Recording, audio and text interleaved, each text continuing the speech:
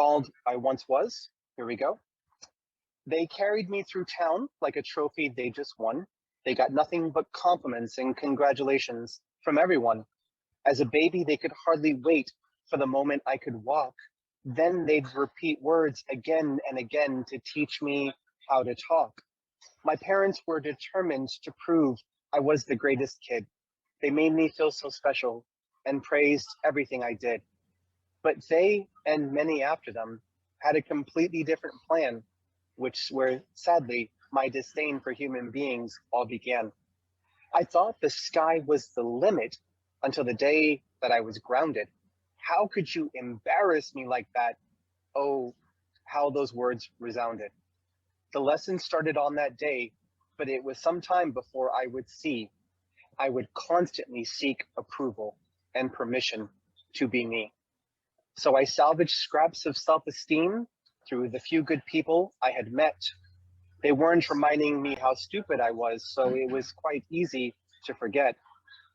But I guess my parents had gaps in their life that they wanted me to fill.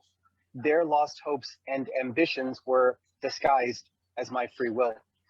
I had to learn to prioritize, compromise intellect for looks, gave up on my imagination when I threw away my books. I used to have such great conversations until the day I got a phone, and I became more disconnected with every new gadget I owned. So desperate for a comforting voice, yet there was no one I could call because everyone was busy being busy, even though they weren't really busy at all. So uncomfortable with silence, they finally forced themselves to speak, but never ever of their feelings or of looking weak. When I told my friends I was free of debt, they thought it was a joke. I didn't think that I was broken. I just thought, hey, I was broke. A way to make new friends, I thought maybe social media would be fun. But when I amassed hundreds of friends, I felt like I had none. When I tried to share my thoughts with others, they made me feel like I was rude. No one allowed my voice to be heard, so I just silenced it with food. Then my ride to work was the only socializing I had left. But cell phones and headphones made everyone blind and deaf. I once thought I had a purpose, but I replaced it just with a job, potential to be a great machine, but now I'm barely just a cog.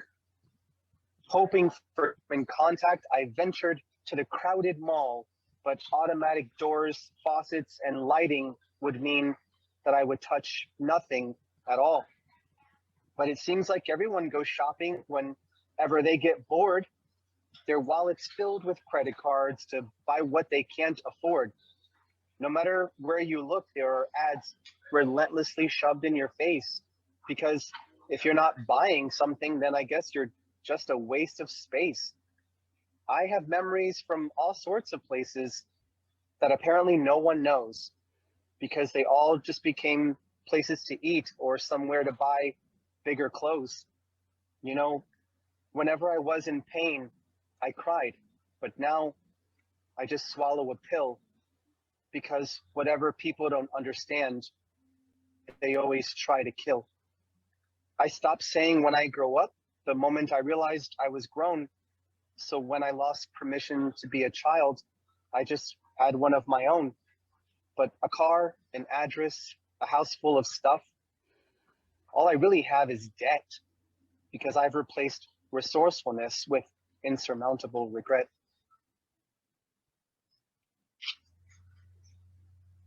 I thought I knew something about life. Apparently I was wrong. Instead of living twice as much, we should just live twice as long. A glorified storage unit is what I'm now forced to call my home. Irrevocable envy for the homeless because, hell, at least they're free to roam. Think whatever you will of me, but this was all that I could do to summarize my tragedy in a letter signed sincerely, far too many of you. Thank you.